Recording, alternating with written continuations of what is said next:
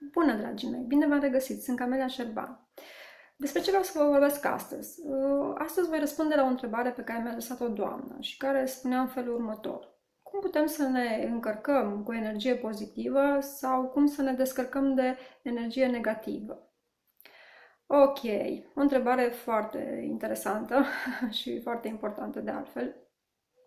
Ideea este că lucrurile nu sunt chiar atât de simple, da?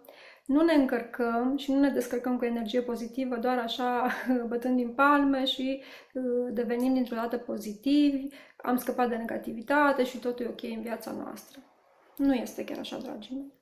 E nevoie de un proces destul de lung, care necesită foarte multă muncă și foarte mult timp. De ce? Păi să ne gândim puțin așa la viața noastră. Cum am ajuns să fim negativi? De pe o zi pe alta am devenit negativi? Nu. Toată negativitatea asta am strâns-o într-o perioadă lungă de timp, da? Ea vine încă din copilăria noastră, da?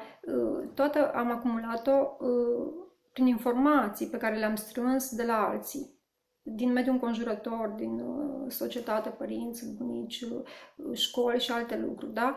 Noi, de fapt, când am venit pe lume, am venit cu un creieraș gol de informații negative, da? În primii 7 ani de zile, tot ce am făcut a fost să absorbem toată informația din jurul nostru, da? Apoi, pe parcursul vieții, la fel, am absorbit fel și fel de informații, fel și fel de informații. Dacă am trăit într-un mediu negativist, cu foarte mulți oameni negativi, da? Atunci, automat, în subconștientul nostru s-au strâns foarte multe informații negative, da? Credințe, gânduri și emoții negative, da? Toate aceste chestii strânse în subconștient ne-au determinat să ajungem o persoană negativistă, da? Ce trebuie să facem acum? Nu avem cum să credem că batem din palme și gata, a dispărut, am hotărât astăzi, vreau să fiu o persoană pozitivă, de azi sunt pozitiv și gata, totul s-a schimbat. Nu este chiar așa, dragii mei. Gândiți-vă că am trăit o perioadă de, 30, 40, 50, fiecare cu vârsta lui, în care am avut o gândire negativă, și nu avem cum să schimbăm de pe o zi pe alta această gândire, da?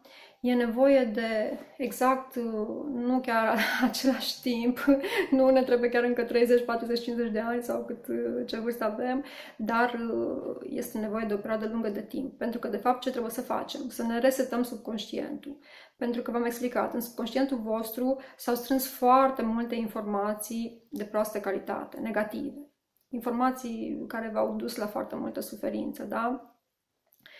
Acum ce trebuie să facem ca să devenim o persoană pozitivă? Pur și simplu trebuie să scăpăm de acele informații.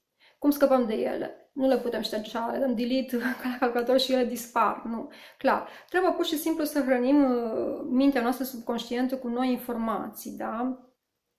Cum o hrănim cu noi informații? Păi, cea mai bună variantă pe care eu am aplicat-o și care m-a ajutat foarte mult, pentru că și eu, la rândul meu, am fost o persoană negativistă care a învățat să ajung o persoană pozitivă. Și toate lucrurile astea, toată chestia asta a durat o perioadă de aproximativ 4-5 ani. Deci am început să lucrez la mine acum aproape 5 ani, da? Ce am făcut? Am început să studiez. Am început să citesc foarte mult.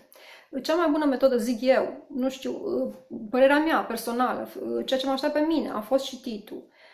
Citind foarte multe chestii, psihologie, spiritualitate, dezvoltare personală, pur și simplu toate informațiile acelea noi, de calitate, care m-au ajutat, pentru că le-am luat de bune doar pe cele care am văzut că dau rezultate, da? Și sunt de calitate cu adevărat, adică le-am experimentat eu, mi-au fost ok, le-am acceptat în subconștientul meu ca fiind adevărate, da?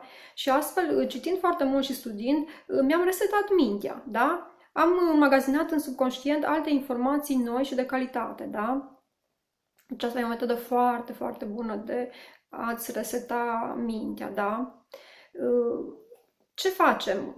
Foarte mulți dintre noi suntem foarte atrași de negativitate, da? Ne place foarte mult să ne uităm la știrile negative. Dacă dăm drumul la televizor, apoi pe toate canalele vedem fel și fel de minuni. Fel și fel de accidente, de nenorociri, de cutremure, de știu eu ce naiba. Zilnic, dacă ne uităm, și în mare parte oamenii zilnic se uită la știri. Zilnic, și dimineața, și la prânz, și seara, știri, știri și iară știri, da? Ok, ce facem atunci când ne uităm la știrile astea?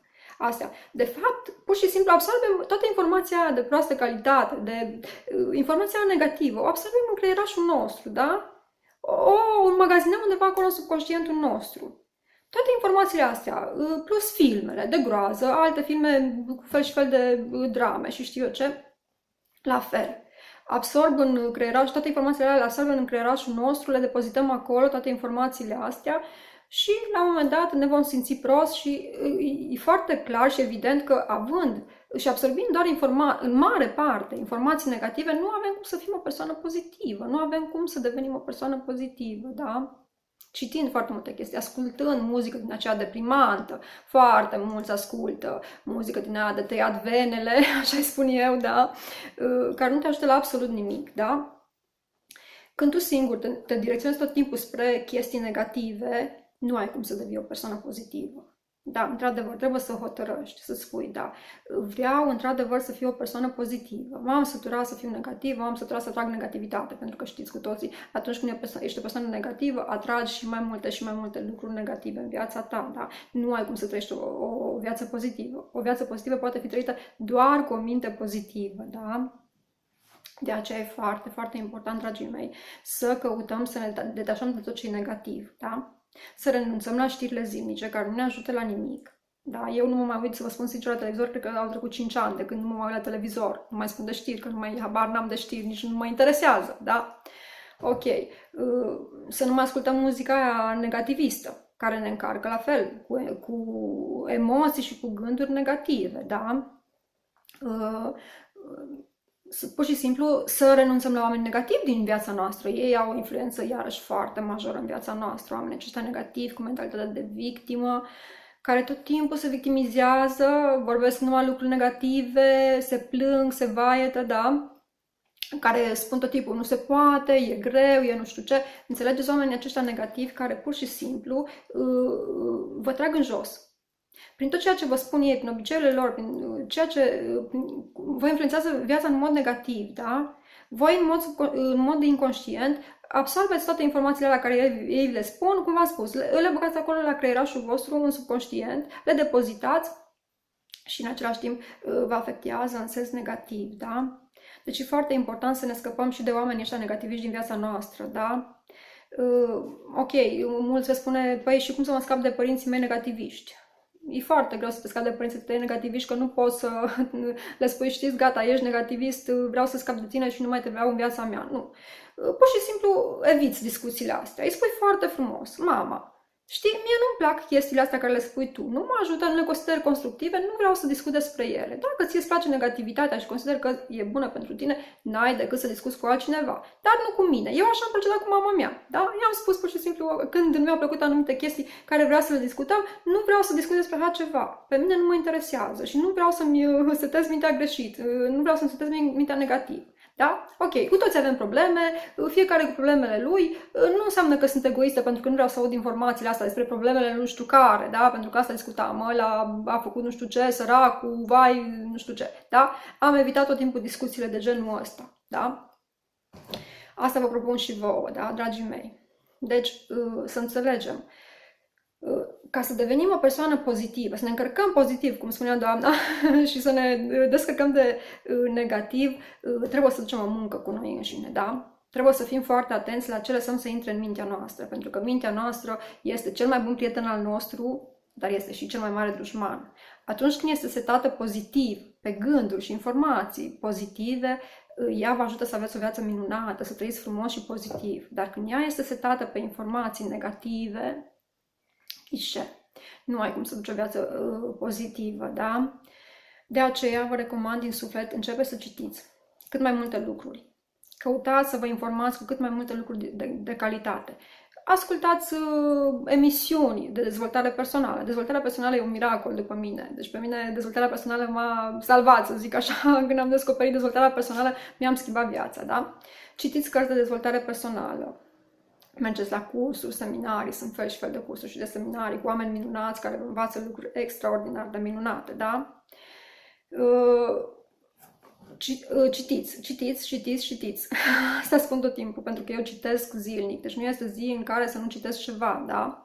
Articole, cărți, sau dacă nu, să urmăresc pe YouTube anumite persoane pe care le consider eu minunate și care spun lucruri foarte de calitate. Ascult câte un filmuleț, două, deci în fiecare zi absorb informație pozitivă, da? Informație de calitate care mă ajută în evoluția mea. Asta vă propun și vouă. Să faceți să depuneți în fiecare zi efortul ăsta. De fapt, nu e un efort, pentru că la un moment dat vă veți da seama că a meritat tot efortul ăsta, da? În fiecare zi să faceți chestia asta. Să citiți un articol, două de dezvoltare personală, să urmăriți un filmuleț. Găsiți atât de mulți oameni în domeniul ăsta care vă învață lucruri minunate. Dacă dați pe YouTube, găsiți o grămadă de psihologi foarte minunați, coach, traineri, care vă învață foarte multe lucruri de dezvoltare personală, da? De acolo puteți să absorbeți iară foarte multă informație, da? Sau să urmăriți emisiuni. Sunt și emisiuni, am văzut și eu mai nou că sunt destul de multe emisiuni în care sunt invitați oameni din domeniul dezvoltării personale și de care puteți să învățați foarte multe lucruri minunate, da? Ok. Și feriți-vă de negativitate. Feriți-vă de negativitate. Evitați discuțiile negative cu oamenii negativiști. Da? Probabil că aveți și la lucru, că spuneți cum să evit, că am la lucru colegi de... Ok, ai la lucru colegi care vorbesc anumite chestii negative, nu te pune nimeni să stai acolo cu ei, da? Sau dacă încep pur și simplu să-ți spună anumite lucruri negative, să le spui frumos, nu te supăra. Nu vreau să fiu răutăcios, nu asta e intenția mea, dar pur și simplu nu-mi place să discut chestiile astea, da? Nu trebuie să dai lui explicații ce experimente faci tu că vrei să devii pozitiv, da? Pur și simplu îi spui frumos că nu îți este ok discuția respectivă și că nu vrei să discuți chestia asta, da? Ok, să evitați, cum v-am mai spus, toate chestiile astea negative, știrile, muzica și alte lucruri, da? Și o să vedeți că încet, o să vă spun, deci nu se întâmplă totul de pe zi pe alta. Încet, în timp. Nu știu acum să vă spun o perioadă de timp. La mine a durat o perioadă, deci 4-5 ani eu zilnic studiez și mă ocup de mintea mea, o resetez, da? Acum depinde la fiecare, depinde de cât de multe informații negative are absorbite în subconștientul său, da? Poate la mine au fost mai multe sau de aia a durat atât de mult procesul. Acum nu, chiar nu acum am devenit pozitiv, am devenit de ceva timp, da? Nu știu să vă spun chiar exact. Dar depinde de fiecare în funcție de mediul în care a trăit, da? De oameni care au avut, de părinții, școala și ce personaje pozitive sau negative a avut în jurul său, da? Așa are și informațiile în subconștient. Unii poate aveți mai puține negative, alții aveți mai multe, dar ideea e că se poate schimba și că poți să devii o persoană pozitivă, da? Lucrând la tine. Lucrând în fiecare zi cu chestiile care v-am spus, o să vedeți că încet mintea voastră se resetează, da? Încet ea acumulează informațiile alea, începe să le placă cumva și atunci le rulează mai mult. O să vedeți că cât citiți multe chestii pozitive, cu atât începe să vă gândiți la lucruri pozitive. De ce? Pentru că mulți dintre voi știți despre legea atracției, nu? Cu cât ne focusăm pe chestii pozitive, mintea noastră ne direcționează spre alte chestii pozitive. Atragem alte și alte gânduri pozitive, da? Nu vreau să intru acum în subiectul ăsta cu legea atracției și cum atragem lucrurile în viața noastră, pentru că e un subiect foarte vast. Ideea e că atragi pe ceea ce insiști, da? Dacă insiști să te gândești pozitive, atrage lucruri, situații, oportunități, gânduri pozitive. Dacă insiști să te gândești negativ, vei atrage, din păcate, foarte multă negativitate, da? Așa funcționează lucrurile, este o lege care foarte mult dintre voi o știți și ea chiar funcționează. Deci, garantat 100% eu am experimentat-o în viața mea și am văzut că ea, într-adevăr, chiar funcționează. De aceea e foarte, foarte important să facem lucrul ăsta, să căutăm să muncim cu noi înșine pentru a ajunge persoane pozitive, da? Cred că munca, într-adevăr, merită, da? E nevoie de o muncă, e nevoie de un timp pe care îl investim în chestia asta, dar să zicem să dureze și la voi 5 ani ca la mine, pierzi, nu-i pierzi. Adică investești timp, 5 ani în munca asta cu tine însuți, cu pozitivitatea ta, da?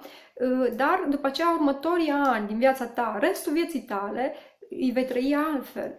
Pentru că mintea odată resetată funcționează cum a ajuns în prezent să fie, da? Din moment ce tu reușești să o duci la un punct pozitiv, ea tot pozitiv va continua să gândească, da? Și cu cât o hrănești zilnic, asta e foarte important, să faceți lucrul ăsta zilnic.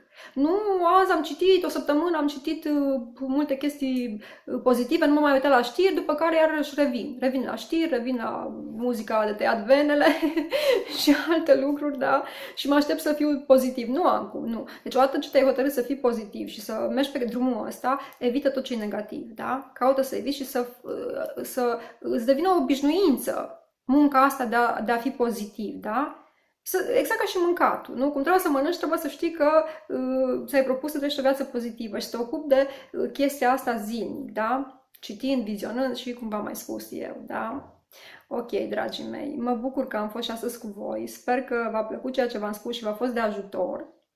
Și vă doresc foarte mult succes în munca cu voi înșivă și vă doresc să deveniți oameni foarte pozitivi ca să aveți o viață așa cum o meritați cu toții, da? O viață pozitivă și frumoasă. Vă îmbrățișez cu mult drag, vă iubesc foarte, foarte mult și vă pup.